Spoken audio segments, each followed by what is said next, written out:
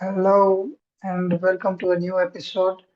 I have with me today a very dear friend called Anand. He's speaking to us from the UK. He's been into IT. That's all I know about him. A very calm and cool customer. Let's begin and see what he has to share with us today.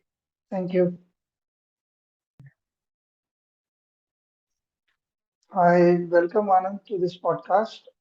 Thank you. Without much ado, uh, we shall start with a bit of introduction about yourself. Can you tell us something? Yes, so I live in the UK. I was born and brought up in India, but Uh, I've been living most of my adult life. I would say I've lived outside India, oh, mostly in Western Europe. I spent about 6 years in Germany, or less than that, and then back and forth. And then since 2005, I've been living in the UK.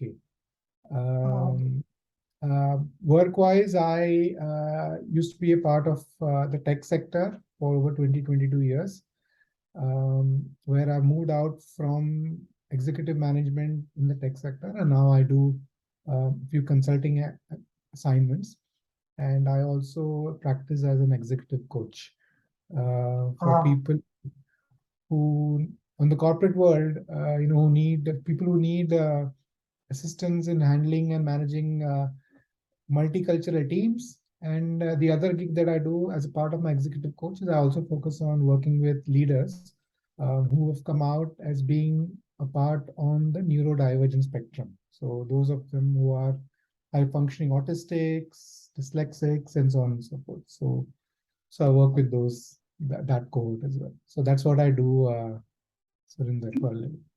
okay, that sounds very interesting and quite a wide spectrum of activities, if I would call it that.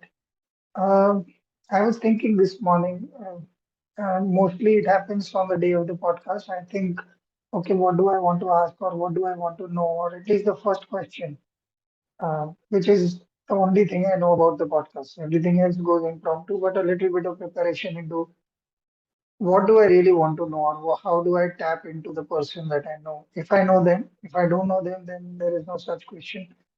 So in your case, the question that was running in my mind, I've always seen you as calm and collected, very cool kind of person. So where is the drama? There's a drama. um, the way you see me is the way that I suspect I've always been. Um, Hmm. and broadly speaking, there are two broad buckets of personality behavior, right? One, those who say that they are emotional, and those who say they are rational. Yeah, That's a spectrum. yeah. So if I were to say that zero, if I were to Hmm. that scale from say -10 to +10, and zero being someone who is the perfect replica of being having the right balance of emotion and rationality, I'd say I'm somewhere in say -5 or -6. Okay. Okay. And So minus tilts towards rational, minus tilts towards rational. So -10 is, I would say, extremely very, rational. very rational, no emotions at all. Right? And 10 is hyper emotional. So you Yeah. always, so if in that scale, I'd say I'm somewhere between -4, -5, sometimes even -6. If you ask my wife, she'll say you are a -10. Mhm. um, Okay. but I've always observed that most people around the world, as human beings, we've evolved. The thing that separates us from apes is emotion. And most individuals, so the way that I'm wired is that I am rational in my wiring. So to answer your question, why do I seem quiet? Because I use the time not to speak in thinking and reflection. So most people who are emotional, who are communicative, who are very verbal, spend that time and that effort to communicate verbally. I don't use that. I use that time to reflect and find my own answer. So, which is the reason I normally don't try and I don't get affected by by fluctuations in other people's emotions. That's number one. Number two, I think to answer your question, why am I the way I am? Is I suspect I've always grown around a lot of emotional individuals. So my coping mechanism is to be the other way around. So, Oh, okay. Uh, does that hinder your ability to connect to people sometimes? yes, not sometime, all the time, um, and that's also the reason why I chose to move away from a full-time corporate career, because I started to realize that at executive leadership, you need to have the ability to work with different kinds of people. And most executive leadership and most people, as I say, are emotionally wired. So they are between 1 and 10, sometimes more than 5 and above, is the general population, is what my expectation, my general observation is. People are wired to be more emotional, which is the reason why you get people. Why would anyone elect someone like Trump, for example, right? So there's no rationality. So most people are emotionally wired as general population. So, and that proportion also is reflected in the boardroom. Now, I'm not wired like that. It took a long time for me, the last 3 or 4 years, maybe 2 years, I'd say. Took a while for me to realize that I'm not in the majority. So, Okay. so since I'm not in that majority, uh, why do I want to? And all my life, I've, how should I put it? Build coping mechanisms to to to behave in that environment. Now, the best way to put it is someone, sometime back in my life, someone said, a person can rise to his or her level of inefficiency.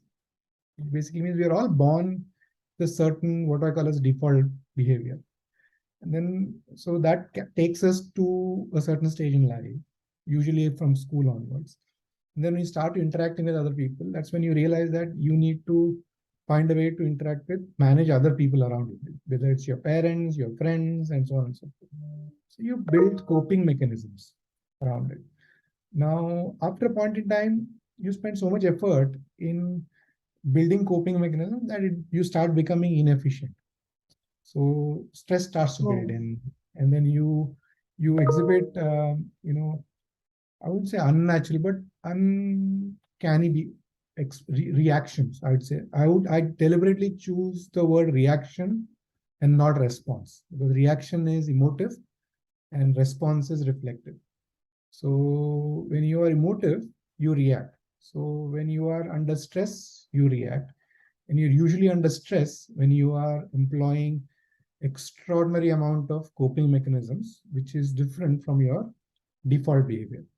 And I started realizing that I was doing much, much more of that as I was getting more and more involved in boardroom conversations. And that's when I realized. In fact, the funny thing was, when I used to work for a company, a large conglomerate in India. I was a part of a large conglomerate in India, and the company thought I was cut out for executive leadership. So they put me through an executive leadership program. I spent about 7 months getting in and out of Alibag, nice premises for training. I got an executive mentor from the board. Uh, and during that discussion is what I realized that I'm not cut out for that. And that's when I made a oh, conscious, yeah. So I had a very honest conversation with the board member.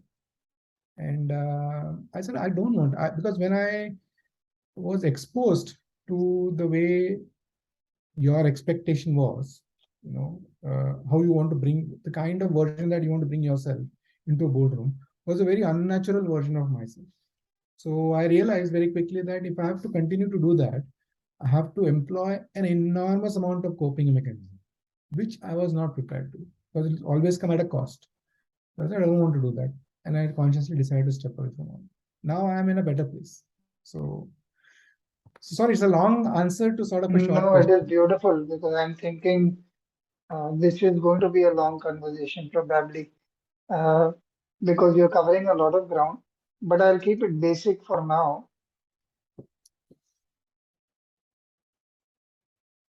Most people are hungry for power or some kind of vindication of who they think they are. This entire coping mechanism, what you call as a negative, for them is a small price to pay for what they are ambitious about.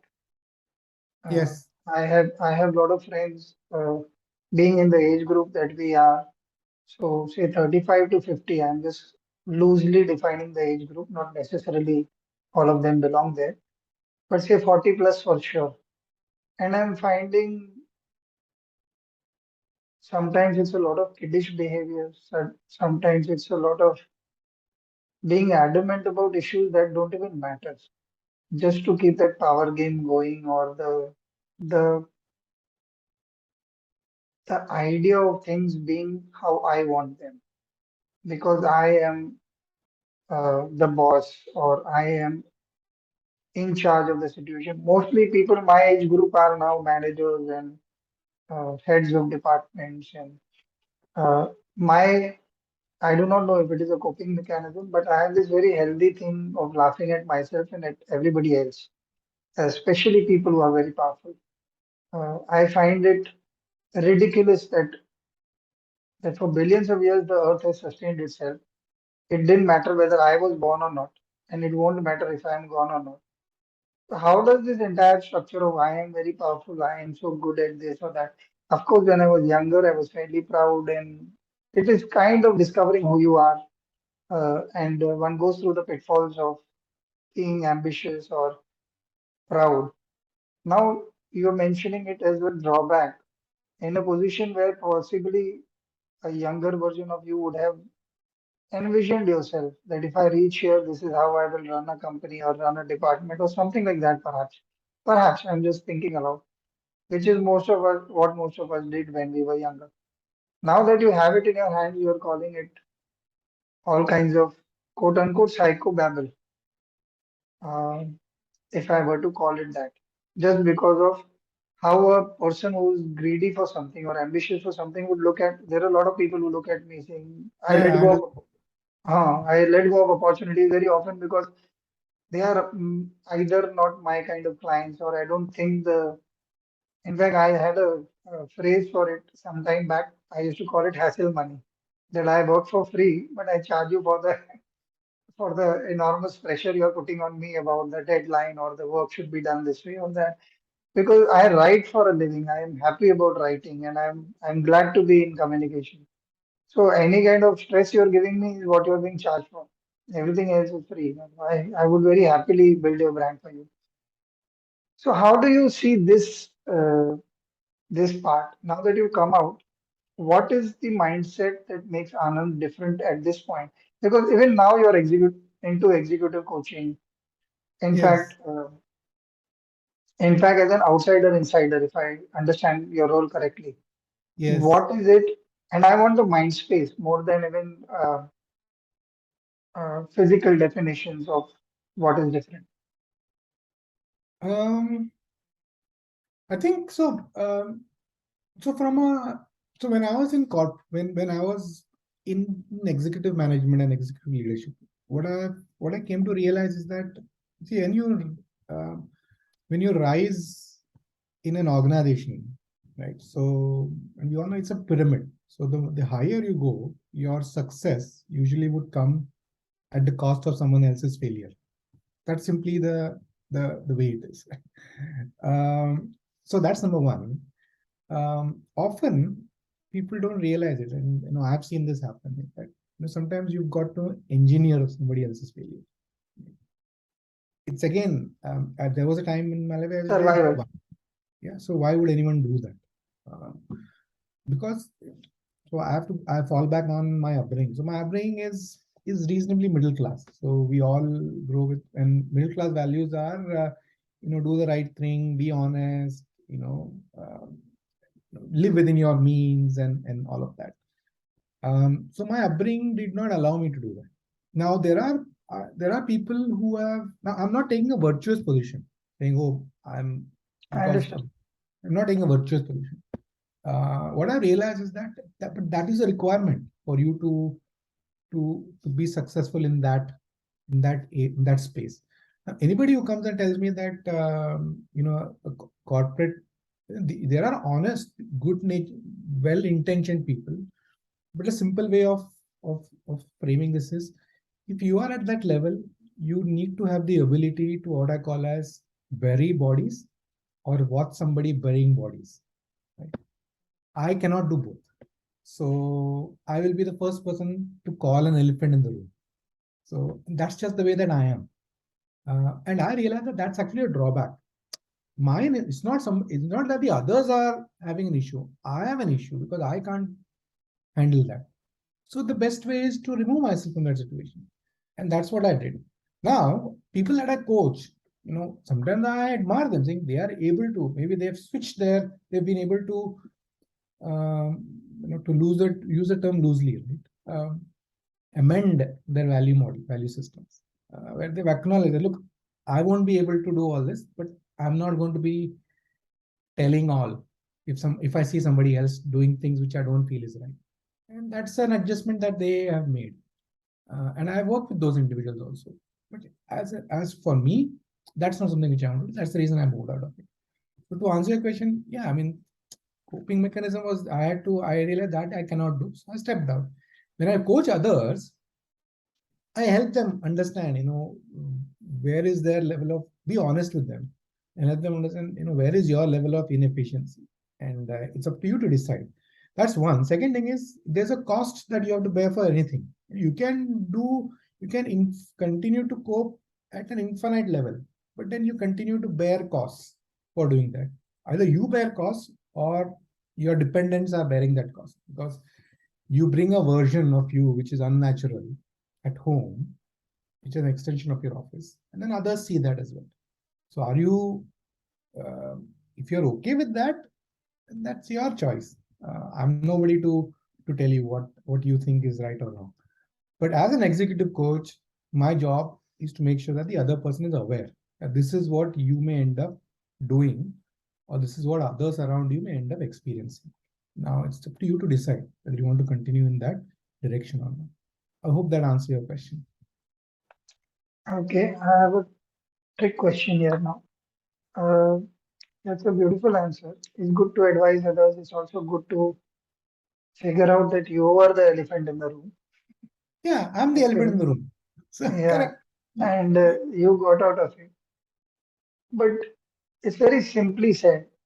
On the night of deciding such critical things, where you worked very hard and your life experiences, which are not necessarily work experiences, which a lot of people watching, I would hope they understand the difference, uh, bring you to a point where you take calls on deciding who you are.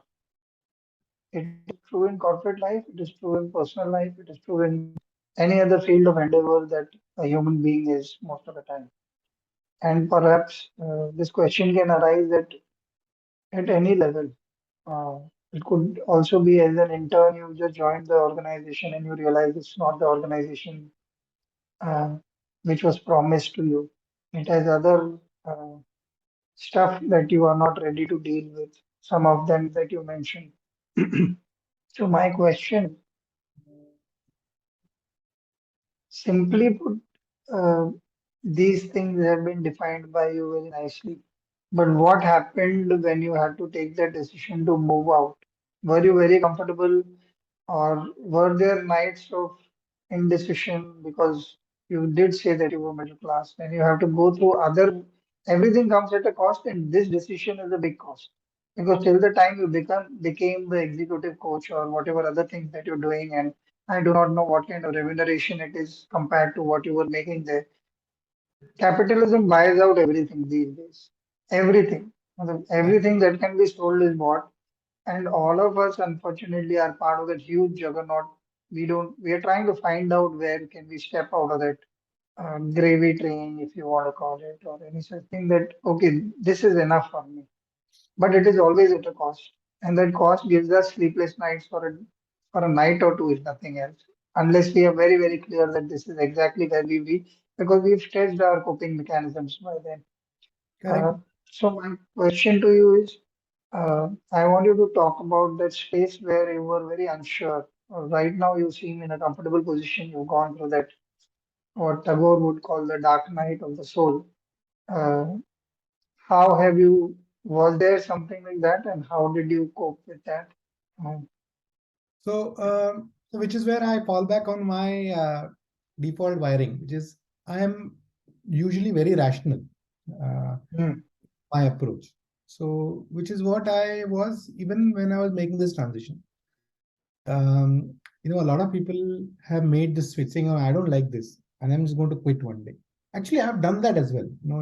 You may be surprised. If I reflect on my career, I have switched few employers, and there have been at least a couple of instances where I have resigned without having another job in my hand. It was a very emotional. So that's why I say even people like all of us have, uh, Some the emotion.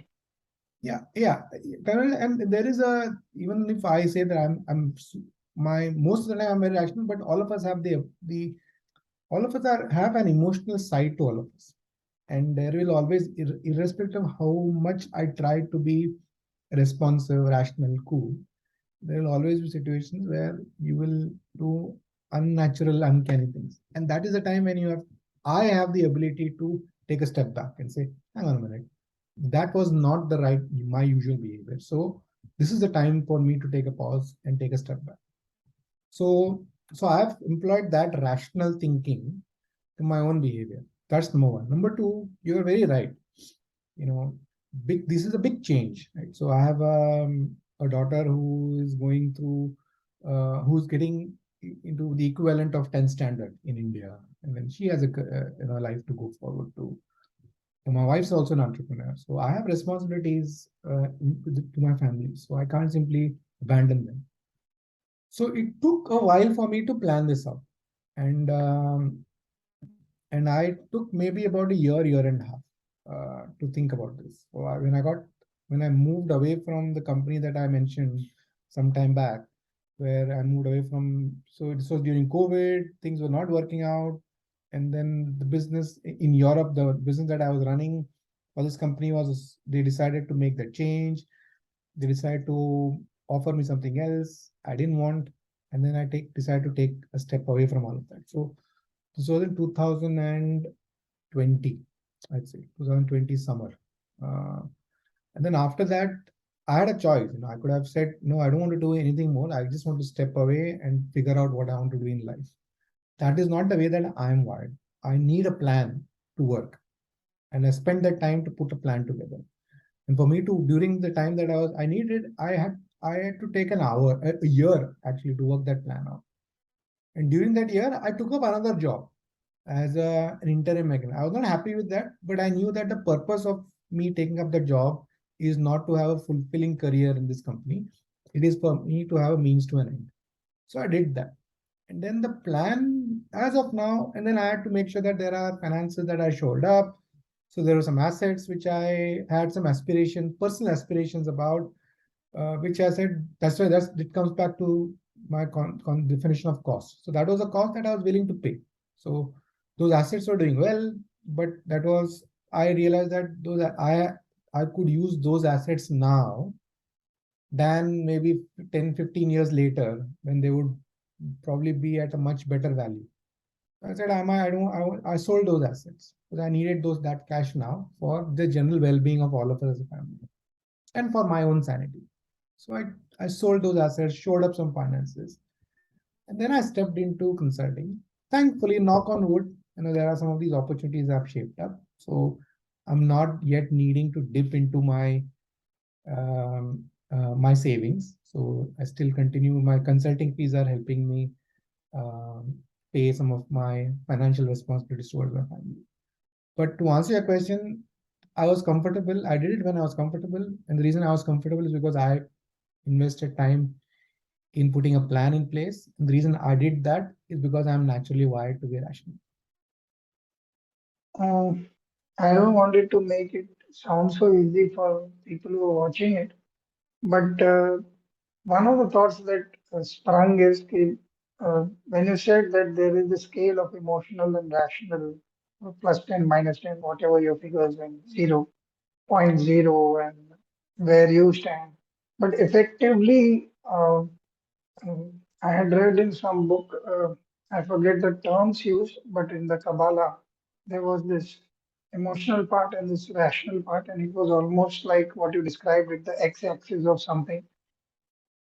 And The more you moved this side, the other side coped up automatically.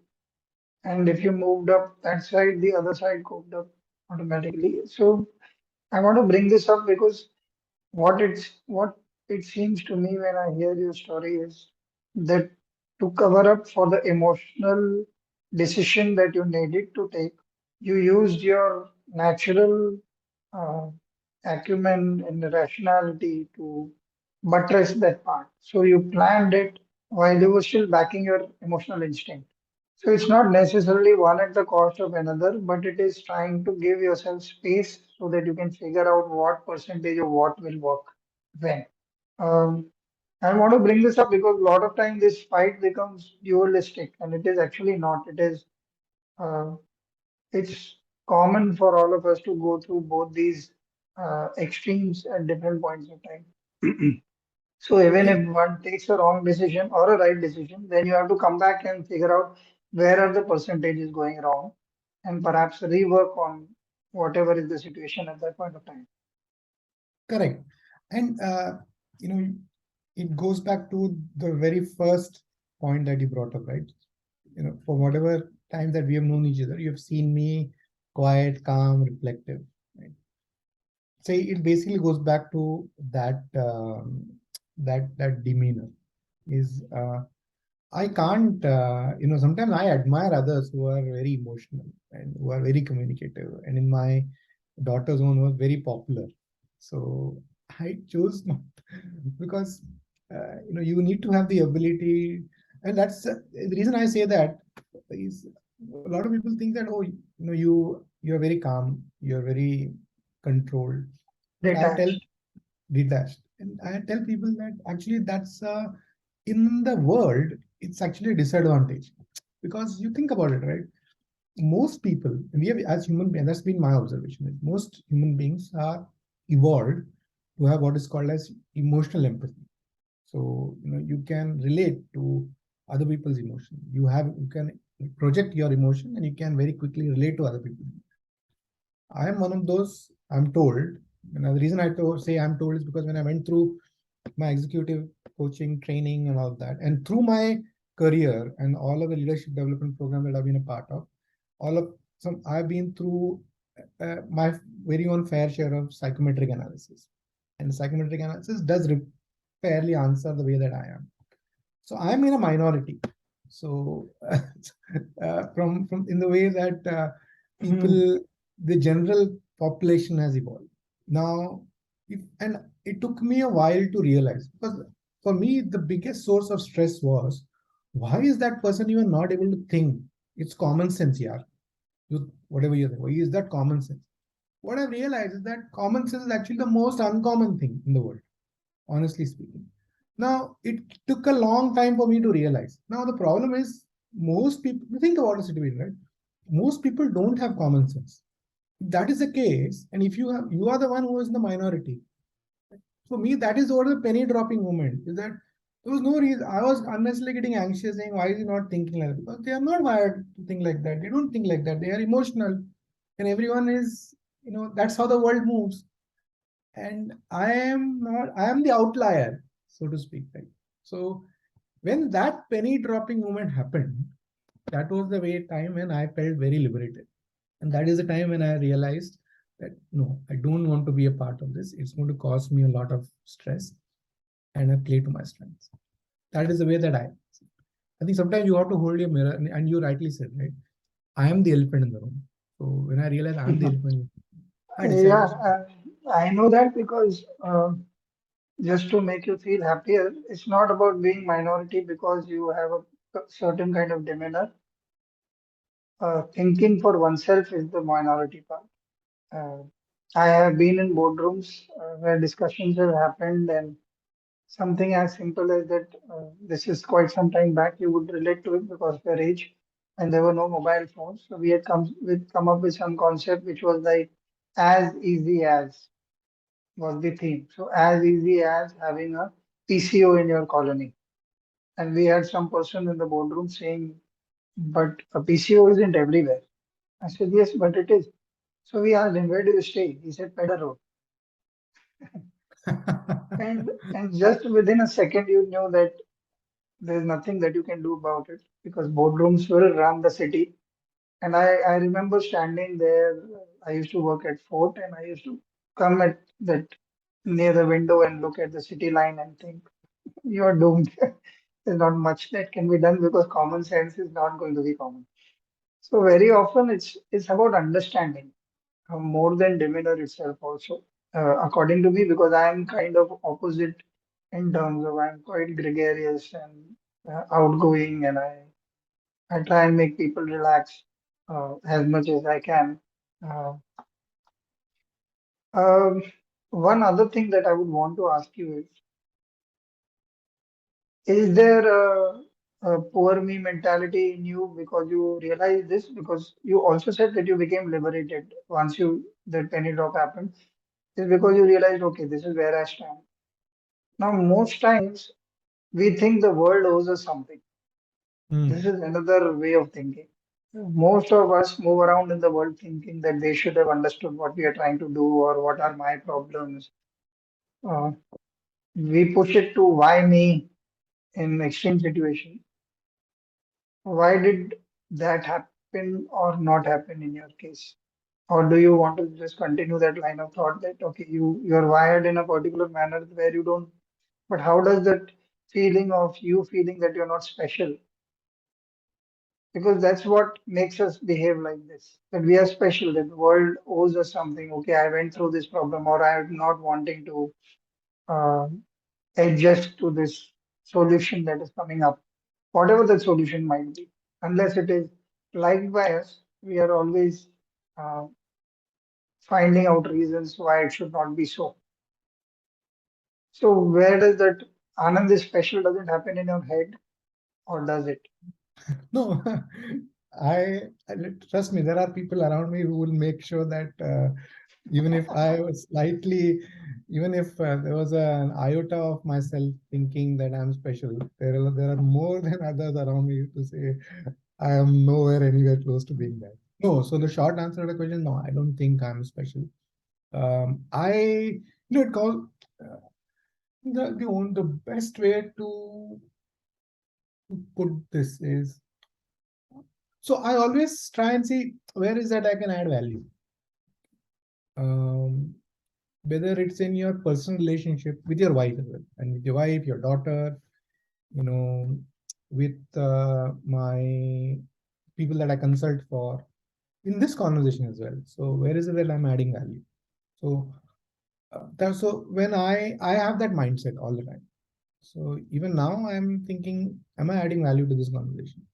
So if I since I have that thinking predominantly in my head, I don't, for me, the idea of me being special usually doesn't allow itself to come, because I'm constantly trying to say where's the value. Now I don't know whether we call it, there are different terms for all of this, Yeah, but that's the way that I bring myself forward to. So is there a value that I'm adding? So if you're not that's adding value, wonderful. yeah. Because I have a few terms for that. Some may call it humility, some would call it a sense of service. Uh, uh, I also want to clarify one of the things that you said that somebody else in some position that you were would have been perhaps more had more empathy. But I think this itself is empathy.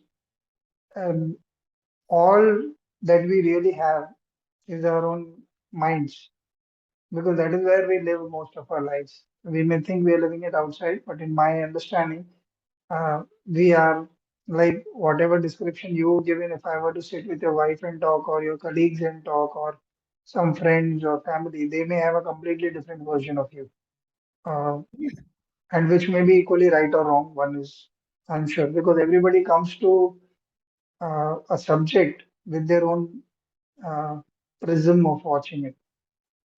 This is how I look at it. This is how I am. This is how you are, and this is how the situation is, for example. So one doesn't really know. But having said that, the intent that you have to serve, to be humble, uh, humble in the sense that you are not, it's not faking humility. It's just saying that this is, I'm a cog in the wheel. This is my job. This is how I do it to the best of my ability, and leave it there.